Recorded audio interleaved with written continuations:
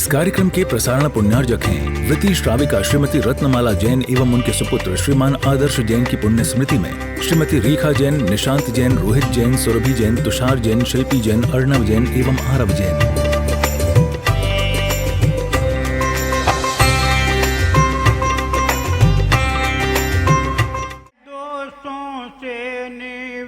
हो वीतरागी वे होते हैं, चार घातिया कर्म नष्ट कर केवल ज्ञानी होते हैं। दिव्य ध्वनि खिरती है उनकी सब जीवों पर करके करुणा, अरिहंतों की देश न से हम पवित्र करें निज आत्मा। आइया जो तम तप का दिन है, पतवार के बिना ही मेरी नाव चल रही है, हैरान है जमाना मंजिल भी मिल रही है। हैरान है जमाना, हैरानी होती जमाने को, जमाने को हैरानी होती है कि मंजिल कैसी, पतवार तो है ही नहीं। अरे पतवार बाहर की दुनिया में नहीं दिख रही है, भीतर से पतवार चल रही है। इधर बाहरी तप की पतवार चल रही है, इधर अंतरंग तप की दो दो पतवारें चल रही है। और जहां दो दो पतवारों ने संभाल कर रखा हो किसी मांझी को, किसी खेवनहारे को, तो कैसे डूब सकता है? संभव त्रिकाल में संभव, सपने में संभव नहीं है। तो आज उत्तम तप का दिन है और सौभाग्य। तत्ता सूत्र का सूत्र सबसे पहले मुझे अनशन औमोदर्य वृत्ति प्रसंख्यान रस परित्याग विविध शासन काय क्लेश कि बाहर के तप है। और आचार्य धवला आदि ग्रंथों के अंदर लिखते हैं कि बाहर का तप सहारा देने वाले होते हैं। किसको सहारा देने वाले होते हैं? भीतर अगर बोलते ना अर्थी, बोलते ना अर्थी, अर्थी क्या होता? रथ होता, रथ, रथ, रथ पे बैठा वो रथी। कौन? ये रथ है। रथ क्या है? ये शरीर रथ है, इसके भीतर जो आत्मा वो रथी है, जो शरीर को चलाने वाला है। अर्थी मतलब के अरथी, जिसमें से ये रथी चलाने वाला निकल गया तो क्या हो गई? अर्थी। तो जगत अंतरंग तप नहीं होता, प्रायश्चित। प्रायश्चित मतलब क्या? सॉरी बोलते नहीं बोलते आप, बात में कई लोग ऐसे होते हैं कि वो है ना, जरा सी गलती हुई कि सॉरी, तो वो जो अपनी गलतियों का एक क्या बोलते हैं, प्रायश्चित जो किया जाता है उसका नाम तप होता, तपस्या। कर्म को क्षय करने के लिए, कर्म को निर्मूल कर देने के लिए, कर्म को नष्ट कर देने जो होता है, कर्म क्षयार्थम तपति तपः कर्म धनार्थम। राजवार्तिक में आचार्य लिखते हैं कर्म धनात् तपः, कर्म को दहन करने किया जाता तप। तप का मतलब क्या होता है? देसी भाषा में ताप बोलते ना, ताप, इसको ताप आ गया। एक शब्द ताव, ताव, ताव में आज आदमी, ताव में। पतंग का भी ताव होता है, बताओ। जो आदमी ताव में होता है ना, हमेशा ताव में रहता है, तो पतंग की ताव के जरा झटका लगता है और वो पतंग फट जाती है। पतंग, बच्चे नीचे आते, पतंग, उस पतंग को तोड़ के खींच के उसको बराबर कर देते हैं, उसको खत्म कर देती है उसको। तो क्या बोलते हैं कि वहां वो तप होता है दुनिया के उस आंगन में, दुनिया की उस परिभाषा के अंदर। क्या? गरम गरम चाय, यही तो तप है हमारा। बोले एक सज्जन, बोले महाराज गरम चाय तो तप है हमारा। एक सज्जन बोले महाराज कुछ नहीं बनता मेरे से, परोषण पर में 4-6 बार खाना पड़ता हो, तो महाराज गुटखा भी छूटता नहीं मुझसे। तो उनका गुटखा नहीं छूटता, परोषण पर गुटखा नहीं छूटता, तो अब कैसे आप आगे बढ़ पाओगे धर्म? नहीं महाराज मैं शुद्ध गुटखा खाता हूं। हैं? शुद्ध गुटखा? हाँ शुद्ध गुटखा। कैसे? गंदों तक के 2 मूंदे डालता हूं, निर्मलम निर्मलीकरण, और फिर उसको सुखा के खा जाता हूं। बताओ, शुद्ध गुटखा खाता हूं मैं। तो एक बड़े सुंदर क्षण जीवन के, तपस्या की राह पे चलना होता है। और तपस्या ही आचार्य गुरुदेव सुनील साहब जी महाराज वयनसार के अंदर कितना सुंदर बात लिखते हैं। आज रीसो चरित्रादो, क्या चरित्र से आदर्शों का निर्माण हुआ करता है। आप जो चरित्र का जीवन, अब तप संयम का जो जीवन आज की जिंदगी में जी लेते हैं, उन्हें से पाप के लिए बल्कि औरों की जिंदगी में उजाला घोल दिया करता है। और आपका किया हुआ तप सिर्फ आपके लिए नहीं, आपके आने वाली पीढ़ियों के लिए, सदियों के लिए इतिहास, एक आदर्श, एक कीर्ति स्तंभ, एक दीप स्तंभ बन जाया करता है। समुद्र के अंदर जब घनघोर खतरनाक अंधेरा होता है, जगह जगह ऐसे बड़े बड़े ऊंचे ऊंचे खंबे लगे होते हैं, लाइट लगी होती है, 10-10 किलोमीटर 20 किलोमीटर पर, कई 5-5 किलो दीप स्तंभ उन्हें कहा जाता है। प्रकाश उन स्तंभों से, उन खंभों से निकलता रहता है और वो मंजिल की तरफ जहाज बढ़ते रहते हैं। तो वहां वो दीप स्तंभ जहाजों की मंजिल की तरफ बढ़ाता है। तब इस मोक्ष मार्ग के पथिकों को मोक्ष की तरफ आगे बढ़ाया करता है। तपस्या जरूरी होती है, तपना होता है ना। वो तप तपेरे, क्या वो दीपक तपे तपेरी बाती, है ना। और क्या है वो, हाँ, तुझको जलना होगा, जलना होता है। तपस्या नहीं तो तब भी जलना होता है, तपस्या होती तभी भी जलना होता। तपस्या होती है तो फिर कर्म को जलना होता, दुख और मुसीबत कषायों को जलना होता है। और तपस्या नहीं होती है फिर ईर्ष्या में जलना होता है, तब नरक की आग में जलना होता है। चाचा से लिखते हैं कि जब चरित्र होता है, तपस्या और त्याग का जीवन जब जिया जाता है, उसे आदर्श पेश होता है, आदर्श पेश होता है। क्या डिक्कसो गुज्ज चिंतन, गुज्ज चिंतन, गंभीर चिंतन। कैसा गुज्ज, गूंजा नहीं होता, गूंजा है ना, होता है ना वो दिवाली पर गूंजा संजोरी, है ना वो ऐसा चांद जैसा सा गूंजा। गुज्ज मतलब क्या, उसमें ऐसी वो उसके अंदर ऐसी क्या बोलते हैं, आंटी दे देते हैं। अच्छा से लिखते हैं यहाँ पर क्या कि आंटी जो चौथा स्थान वाला जीव है उसके तप को भी तप नहीं माना है। बर्मा वसूला हुआ है ना, वो छेद करने वाला एक औजार होता है कारपेंटर के हाथ में, बर्मा बोलते, बर्मा। या फिर दही वाली मथाने, एक तरफ रस्सी खुलती जाती है, एक तरफ रस्सी बंधती चले जाती है। तो ऐसे ग्रस्ती जीव जो होता है, एक तो तपस्या करके कर्म को काटता चले जाता, और वहीं दुनिया भर के 5 पाप का जीवन जी करके कर्म को, नए कर्मों को बांध, धूली स्नान, गज स्नान, हाथी नहाते चले जाता है और फिर वापस सूंड भर के धूल अपने ऊपर डालता और डालता डालता चले जाता है। तो ऐसी तपस्या ग्रस्त जीवन की तपस्या स्तर की हुआ करती है, जो कहीं कोई आदर्श नहीं पेश किया करती है। लेकिन जब गंभीर चिंतन की डगर पर जब जीव चलना शुरू कर देता है तो इसका निष्कर्ष उससे प्राप्त होता है। क्या निष्कर्ष प्राप्त होता है कि संघर्ष भी नवल्लादो, नवल्लादो क्या बोलते, नई प्रस्तुति, नवल्लादो एक नई प्रस्तुति होती है।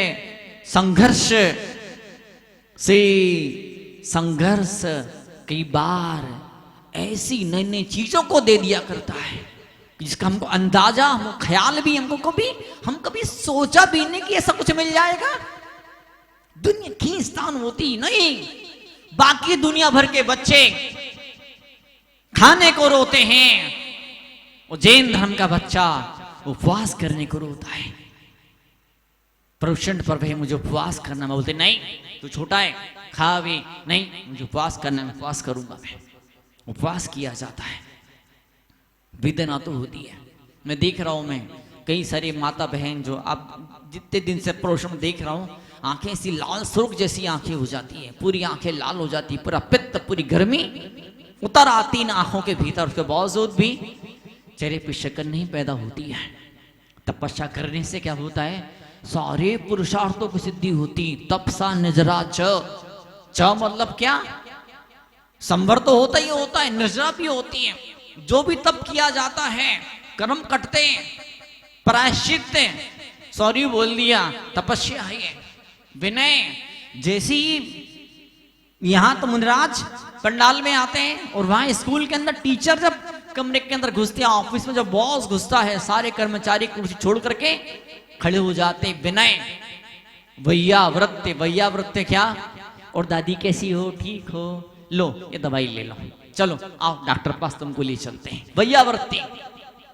उपवास किया है, लाओ थोड़ा पैर में घी वगैरह लगा देते हैं। क्या किया आपने, लो ये बादाम ले लो, बादाम का तेल या अमुक आयोडेक्स ले लो, और जहां दर्द थोड़ा सा जरा लाओ, या तो आप मल लो या फिर मैं ही अपने हाथ से आपको मल देती हूं। मैं जो दादी उपवास करती, कासन करती, तपस्वन है, त्यागन है, वो सेवा करो, सम्मान करो उसका। स्वाध्याय, स्वाध्याय मतलब क्या है ना, कलंसू जी ने लिख के दिया था क्या, कि अपने आप को ही जिंदगी की पुस्तक का पेज बना ले, अपने आप को जिंदगी की पुस्तक का पेज बना ले। अपने आप का तो अध्ययन करना शुरू करे कि मैं कहाँ किन गड्ढों और किन खाइयों की तरफ, किन अंधोरी, इन भटकने वाली गलियों के अंदर घुसता चले जा रहा हूं। लगता था उजाला मिलेगा, प्रकाश मिलेगा, वो सूरज मेरी आंखों को धन्य कर देगा, वो उजाला मेरे दिल के कोने कोने में समा जाएगा। वो उजाला था ही नहीं, तो अंधेरों का, अंधेरों से भरा हुआ चिराग था, वो मिसाल थी, इसमें सब अंधेरे, अंधेरे की किरणें और तरंगे फूट रही थी। लेकिन जब तपस्या का दामन जब से थामा है, जब से तपस्या से आंखें चार हुई है, जब से तपस्या से दिल लगा है, आंखें लगी है, जब से दीदार हुआ है इस तपस्या के सूरज का, तो फिर जिंदगी का कोना कोना रोशन सा होता है। मुझे नहीं मालूम पड़ता कहां किस तरफ ये जीवन की गाड़ी चली जा रही है, लेकिन भीतर एहसास सा होता है कि गाड़ी सही राह की तरफ आगे बढ़ते। शरीर भली रो रहा होता, शरीर रोटी मांगता है, शरीर पानी मांगता है, शरीर भोजन मांगता है, शरीर 100 चीजें मांगता है, लेकिन तपस्वी जी बोलता नहीं, परोषण पर ब्रह्मचर्य का नियम है, बाजार के भोजन का त्याग है, रात्रि भोजन का त्याग है। कुछ तो ऐसे भी धर्मात्मा सौभाग्यशाली जीव होते हैं कि जो तपस्या की राह पर चलते हैं और निर्जल उपवासों की साधना किया करते हैं, निर्जल जल की बूंद भी नहीं लेते हैं। कैसा धन्य है, धन्य है, धन्य है, धन्य वो जीव। ऐसे जीव जब तक धरती पर जिंदा रहेंगे, जीवित रहेंगे, धरती पे जीवन धड़कता रहेगा। और जिस दिन एक भी ऐसा जीव नहीं बचने वाला जो अपनी आत्मा के भीतर उतरे और तपस्या क्यों लम्हों को सार्थक करे, जिए, पूरी तल्लीनता के साथ में जिए। जब एक भी जीव ऐसा नहीं रहेगा तो धरती पर प्रलय आ जाएगा। प्रलय जब तक धरती पर दिगंबर मुनिराजों के हाथ में आहार का ग्रास जाता रहेगा, तब तक धरती पर जिंदगी और जीवन धड़कता रहेगा। और जिस दिन मुनिराज के हाथ में आहार का ग्रास नहीं जाएगा, उठा लिया जाएगा, प्रलय आएगा, भूकंप हो जाएगा, भूचाल हो जाएगा, फिर धरती नष्ट हो जाएगी। ये मुस्कुराहटें, ये वादियां, फूलें, ये घाटियां, ये बच्चों की मुस्कुराहटें, खिलखिलाहटें सब खत्म हो जाएगी। छठे काल की शुरुआत होगी। 1 फुट का इंसान होगा और इंसान इंसान को मार के फाड़ के खाएगा। चारों तरफ दहशत का माहौल फैलता चले जाएगा। मुझे याद है किसी ने मुझे बताया था कि पेपर में छपा था, कोई ईसाई मस्जिद के किसी चर्च के अंदर खड्डा वड्डा खोदा गया, ढेर सारी नरकंकाल मिले वहां पर। आज भी दुनिया में कोई धर्म संस्कृति की सभ्यताएं इस तरह की है, जब ऐसा नंगा नाच होता है, जब हिंसा को धर्म कहा जाता है, वो मीडिया वाले, बड़े बड़े ऊंची कुर्सी पर बैठे नेता लोग उन खबरों को ढांक देते हैं, पर्दा डाल दिया जाता है। और कहीं कोई तपस्वी, कोई त्यागी का तप बिगड़ जाए, उपवास से बिगड़ जाए, तो भगवान ने उसकी मृत्यु हो जाए, तो पेपर वाले ऐसा जोर से मोटे मोटे अक्षरों में उसको हाईलाइट कर दिया करते हैं। तो वो तपस्या एक महान जीवन का उपहार हुआ करती है। हर किसी को उपहार, एक खजाना या सौगात नहीं मिला करती है। तो वो नवल्लादों ने प्रस्तुतिकरण में संघर्ष नहीं है। चींटी एक दाने को लेकर कितनी कष्ट होता, कितना परिश्रम वो चींटी को उठाना पड़ता। जब वो दाना जब ऊपर पहुंच जाता है, जब वो दाना उसके बिल के अंदर पहुंच जाता है, तो फिर चींटी का जीवन महफूज सुरक्षित हो जाता है। ऐसे तपस्या की जाती है, त्याग किया जाता है, ये छोड़ो वो छोड़ो, ये त्याग करो वो त्याग करो। बाहर की दुनिया में 1000 तरह के त्याग, ये छोड़ना वो छोड़ना होता है। लेकिन जब सम्मत की ज्योति जब भीतर जगती, श्रद्धा का दिया जब दिल के किसी कोने में बैठ के जब उजाला अपना किरणें बिखेरना जब शुरू करता है, तो फिर वो बाहर की चीजें जितनी छोड़ी जाती है, उससे लाख गुना ज्यादा उपलब्धि सफलताएं भीतर के खजाने से मिलना शुरू हो जाती। कुएं में जितना पानी निकाला जाता, कुआं उतना ज्यादा भरते भरते भरते चली जाता है। तो बाहर का संघर्ष एक नए रूप में, नए चोले में, नए बाने में, एक नए वेरिएंट के रूप में इंसान के आगे आ जाया करता है। यही तपस्या की उपलब्धि, उपहार और सौगात हुआ करता है। असली नत्थी ये हो ही थी, होता था, होता है और होता रहेगा। संघर्ष ने रूप में प्रस्तुत होता है। ये आत्मा संघर्ष करती है, अब मुझे कर्मों से मुक्ति मिले, मुझे कर्मों से मुक्ति मिले, मुझे कर्मों से मुक्ति मिले, मुझे कर्मों से मुक्ति मिले, मुझे कर्मों से मुक्ति मिले। और इसी तूफानी संघर्ष के दौरान एक नवनीत निकल करके आता है। वैष्णव परंपरा बोलती है क्या समुद्र का मंथन हुआ तो पहले शुरुआत में जहर निकला, लास्ट में क्या निकला? अमृत निकल। सारे जो मंथन, समुद्र मंथन हो, जो आत्म मंथन हो, हर मंथन की शुरुआत में जहर निकलता है। जब इंसान शुरुआत में जो उपवास करता, कैसी भयंकर पीड़ा होती है, लेकिन जब 3 उपवास 4 उपवास हो जाते हैं फिर थोड़ी सी राहत, और 5 छठे में तो कोई तकलीफ नहीं होती है।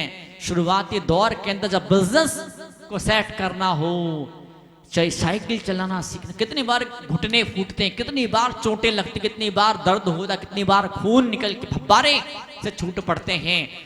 लेकिन उस दौरान गर्भवती महिला कितना कष्ट, कितनी पीड़ा, कितने दर्दों को गर्भवती महिला सहन करती है। लेकिन जब बच्चा पैदा हो जाता है, उसे कलकारी सुनकर उसका सारा वो दर्द चक्कर छूमंतर हो जाता था। ऐसे ही जब इंसान तप की राह पे चलता है, कहीं परिवार के द्वारा, कहीं खुद की मन की इच्छाओं के द्वारा, बताइए कितना सुंदर क्षण आचार्य भगवान धवलाग्रंथ के अंदर लिखते हैं। क्या इच्छा को छोड़ दिया जाए? धवला की तीसरी पुस्तक के अंदर, 13वीं पुस्तक के 13 पुस्तक के अंदर लिखा जाता है कि तीनों रत्नों को प्रकट करने के लिए इच्छा निरोध जो किया जाता है, इच्छा निरोध मतलब छोड़ देना, कितनी बड़ी बात है। नष्ट कर देना, क्या कर देना? नष्ट कर देना। जन्म जन्म में जो सपना देखा, सपने को तोड़ दिया, नष्ट कर दिया, बिखेर दिया, खत्म कर दिया। बरसों की इच्छा थी, बरसों से इच्छा थी, बहन 90 किलो की हो गई, 80 किलो की हो गई, बरसे से उठराया कर रही है, मैं 4 किलो कम करूंगी, मैं 4 किलो कम करूंगी, मैं 5 किलो कम करूंगी, मैं डाइटिंग करूंगी, फास्टिंग करूंगी, ये करूंगी, वो करूंगी। नहीं हो पा रहा है, नहीं हो रहा है ना, खत्म करो, छोड़ो, त्यागो। कई बार आपके संकल्प, कई बार आपका त्याग गले की फांसी, गले की जंजीर बन जाया करता है। मैं कई बुजुर्गों को देखता हूं, इतनी सारी पूजा करते हैं, इतना सारा पूजा करते हैं, अरे यार ये पूजा तो हुई नहीं। इस कार्यक्रम के प्रसारण पुण्यार्जक हैं वृति श्राविका श्रीमती रत्नमाला जैन एवं उनके सुपुत्र श्रीमान आदर्श जैन की पुण्य स्मृति में श्रीमती रेखा जैन, निशांत जैन, रोहित जैन, सुरभि जैन, तुषार जैन, शिल्पी जैन, अर्णव जैन एवं आरव जैन।